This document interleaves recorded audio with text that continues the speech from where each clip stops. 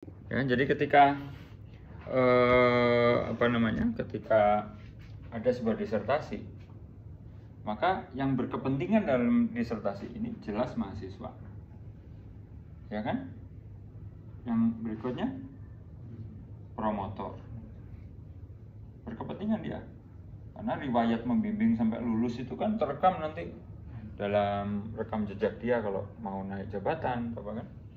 Selalu hubungannya dengan naik jabatan. Itu administrasi bukan? Administrasi. Jadi jangan bilang kehidupan dosen semuanya substansi, enggak. Ya kan? Ini promotor. Kemudian prodi. Baik prodi hus maupun prodi mahasiswa. Kalau mahasiswanya dosen. Prodi si mahasiswa. Betul ya? Kan prodi Anda bisa mengklaim nih dosen saya lulusan ITB misalnya gitu ya, meneliti tentang anu dibimbing oleh Pak Anu gitu kan. Tuh. Siapa lagi? Ya, kampus. Dua kampus. Kampusnya host dan kampus mahasiswa. Kampus si mahasiswa. Nah, ini yang berkepentingan, Pak. Ya. Nah, porsinya ini lebih besar. Ya. Untuk lulus harus menerbitkan bahkan ya makalah, bukan lagi menulis, Pak, menerbitkan.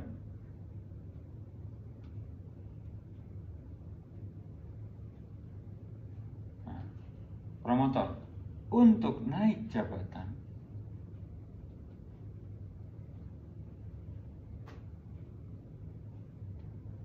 harus menerbitkan makalah. Saya tidak sebut BKD di sini. Kenapa? Karena berhubungan dengan apa yang mau saya tulis ini. Oke, pertanyaan saya. Anda untuk lulus S3 harus menerbitkan makalah kan? Betul, Pak Arvin? Sebagai penulis satu. Betul.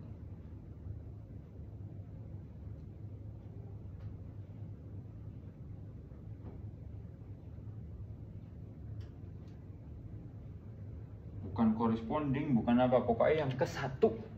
Mau dirangkep kek, mau nggak dirangkep dengan sebagai corresponding author, nggak masalah, yang penting dia penulis satu, betul? Untuk naik jabatan dosen? No, penulis satu lah. Ibu harus apa nih pada dosen? Penulis satu. Udah nggak usah lagi mikir-mikir corresponding boleh nggak usah dipikir, penulis satu aja udah. Supaya ringan, nggak perlu menghafal banyak, penulis satu juga. Polemik, ini kan boleh corresponding udah, supaya nggak jadi polemik apa? Ya sudah aja sebagai penulis satu gitu.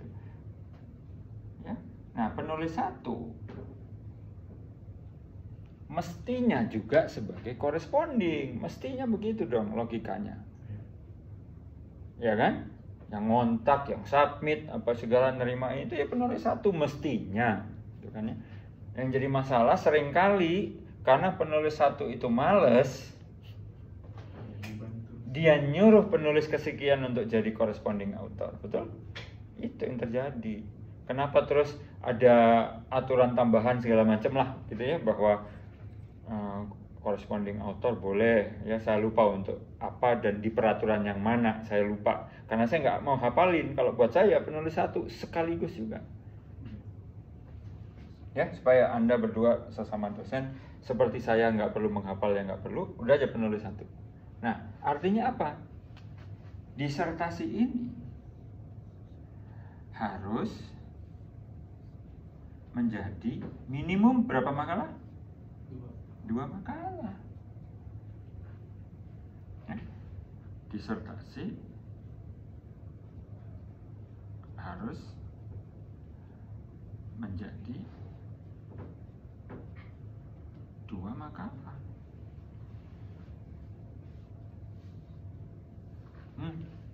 Ya iya dong logikanya. Yang satu penulis satunya adalah penulis satu mahasiswa, penulis 1 sama dengan salah satu promotor. Karena promotor nggak mungkin cuma 1. Itu Pak. Jadi siapapun yang jadi penulis 1 harus take inisiatif. Idealnya kalau promotor mau jadi penulis 1 ya take inisiatif dong. Apa? Bagian mana dari disertasi Anda yang bisa diklaim sebagai penulis 1 oleh promotor? Anda pun sama. Jadi berunding gitu. Nah, harapannya adalah beneran terjadi take inisiatif itu kan gitu. Bukan hanya sekedar numpang kan gitu kan. Ya, setidaknya adalah yang dia ketik gitu. Idealnya begitu. Idealnya sekali lagi saya ulangi. Tapi sebenarnya kan kalau saya jadi mahasiswa pun saya nggak pernah menafikan peran promotor, nggak pernah. Ya kan? Kalau saya jadi mahasiswa, saya mahasiswa juga di ITB sejak S1 sampai S3, saya nggak pernah menafikan peran dari pembimbing saya. Nah, urusan penulis ini memang kemudian jadi administrasi, bisa jadi. Betul ya? Ya kan? Yang penting apa? Integritas akademiknya itu ada di mana? Di konten ini, Pak. Konten disertasi yang kemudian diterjemahkan di itu. Nah, permasalahannya adalah terakhir ini ya. Sebelum kita bubar. Apa yang terjadi kalau konten dari disertasi ini terpaksa harus hanya jadi 1 makalah, ya kan? Karena ada aturan itu. Kan katanya short communication di exclude, letters di exclude, padahal dua-duanya menipiskan isi makalah, yang mana otomatis kontennya mungkin bisa dipotong.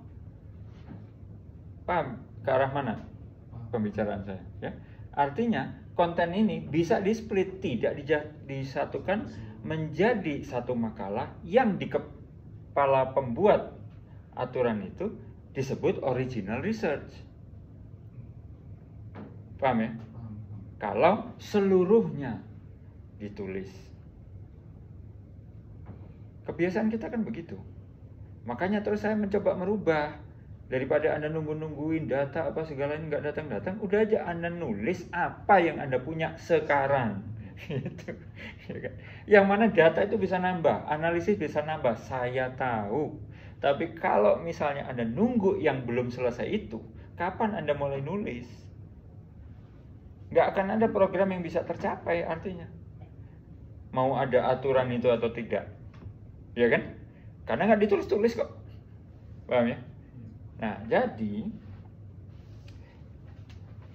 satu-satunya ini bisa jalan adalah kalau formatnya hanya bisa terjadi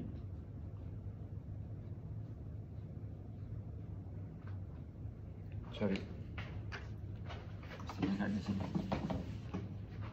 Di sini. Hanya bisa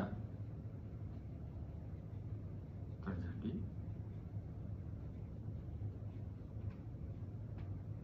kalau konten disertasi di split menjadi 2 paper. Betul tidak? Betul ya? Dan ini hanya bisa terjadi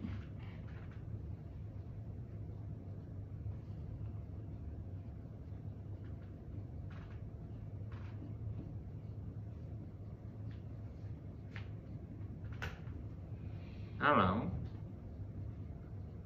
formatnya sama dengan short forms, short communication atau letters. Gitu Pak. Ya gimana kalau ini semuanya harus ditayangkan? Nggak mungkin formatnya ini, karena ini kan ada batasan jumlah kata, ya kan? Kalau ini diterjemahkan hanya sebagai original research dalam tanda kutip, maka ya panjang papernya kan. Tapi kita sama-sama lihat bukti di website saya yang tabel itu, bahwa mau letter, mau short communication, mau brief report, mau technical notes, apapun namanya, itu bisa berasal dari original research, kan gitu. Betul ya? Iya. Itu hanya masalah format dan panjang pendeknya makalah. Gitu. Nah, kemudian saya tanya langsung. Kemarin kebetulan rapat dengan yang mempresentasikan slide itu di ITB. Ya makanya Anda harus nonton video itu Pak, supaya tahu siapa yang saya ajak bicara. Nah, jadi saya nanya betul, Pak, dengan amunisi yang tadi ya, ini Bapak sadar ada tambahan ini? Ya kan? Jawab, karena di dalam presentasi beliau tidak menjelaskan itu Pak. Di slide yang sama, dia tidak menjelaskan itu. Jadi di kepala saya, oh apa ini, ya ini Bapak itu sadar nggak ada itu, tambahan itu, kan gitu kan ya. Ketika saya lihat di Capman-nya nggak ada tambahan itu, nggak ada di Capman-nya, nggak tertulis kecuali ini nggak ada. Jadi nyambunglah dugaan saya, oh barangkali ini ada yang berinterpretasi dimasukkan ke slide kan gitu kan. Nah, maka saya tanya langsung, intinya begini, tulisan itu jadi muncul karena di dalam rapat-rapat para asesor, para tim penilai itu sering ditemukan paper-paper yang jenisnya mengakunya ya, yang tertulis di situ mengakunya letters, short communication, literature review, itu nggak ada datanya, atau dugaan saya bisa jadi juga datanya tidak disajikan. Bisa saja ada, tidak disajikan secara nyata, tabelnya atau lampirannya gitu ya. Atau memang tidak ada datanya. Yes, itu latar belakangnya. Gitu Pak. Bersembunyi di balik jenis artikel, letters, dan short communication, dan literature review. Gitu. Nah, ketika saya tanya, saya berdialog, muncul pernyataan, memang ini semua harus dengan catatan. Jadi hasil penelitian dengan catatan, tidak wah ini letter langsung masuk keranjang, enggak gitu, harus ada catatannya. Apa ini? Ya kan? Nah, catatan yang paling pertama adalah indikasi bahwa itu adalah sebuah riset. Adalah ada data, udah itu aja patokannya. Maka data itu harus ada nyata kelihatan atau nyata terlampir. Berarti lebih ke wawasan asesornya nanti yang Persis itu masalahnya. Maka saya sampaikan juga ke beliau, Pak, tapi tetap harus ada, bukankah perlu ada penegasan secara tertutup lah di tim-tim penilai gitu ya terkait hal ini gitu. Ya perlu, ya cuman intinya begini, di kalangan para asesor karena sudah sesama profesor, maka harus saling percaya. Gitu. Itu kenapa asesornya ada 2. Gitu. Jadi kalau ada split decision bisa dibicarakan. Ya, akhirnya saya bisa paham. Intinya begitu. Karena tulisan itu tidak sekedar direfleksikan dengan membaca jenis artikel itu gitu. Paham ya? Artikelnya short communication, oh nggak bisa, letters nggak bisa, baru lihat itunya saja. Atau review nggak bisa, baru lihat itunya saja. Langsung ditolak misalnya. Nggak begitu. Ya mudah-mudahan itu mudah-mudahan itulah yang terjadi ketika nanti diperiksa ya, ada dialog, ada catatan dan seterusnya lah gitu. Bukan sekedar melihat tipe artikelnya. Itu mungkin. Itu kenapa saya bilang ke Anda kan. Jadi begini ya Pak, saya bilang besok saya jelasin. Langsung gitu. Ya, karena nggak mungkin terjadi ini bahwa konten ini di-split menjadi lebih dari satu makalah. Kenapa? Di-split itu bukan alasan apa-apa dan memang ini perlu kok. Gimana? Dosen-dosen itu bisa berkilah, oh penelitian saya banyak, mahasiswa saya banyak, S3 ya, banyak dan lain-lain gitu. Kita ketika ditanya, paper banyak ya, ada Q1 ada, mau Q berapa ada gitu kan. Tapi ada nggak yang jadi penulis satu? Itu yang jadi masalah. Nah, paper saya yang kedua paper saya yang sama Darul kemarin, mahasiswa kemarin itu kan Q1. Nggak ada yang saya jadi penulis satu.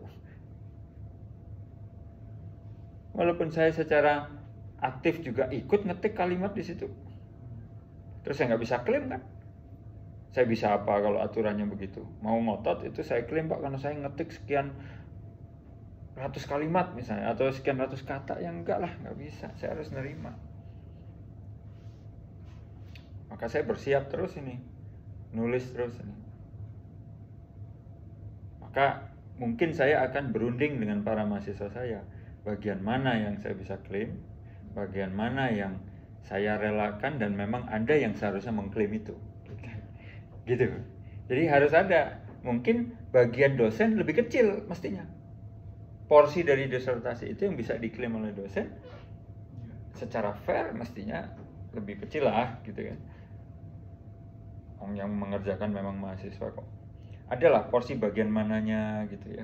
Perlu dipikirin, tapi sebagian besar mahasiswa. Gitu ya. Nah, mudah-mudahan bisa jadi refleksi, Pak.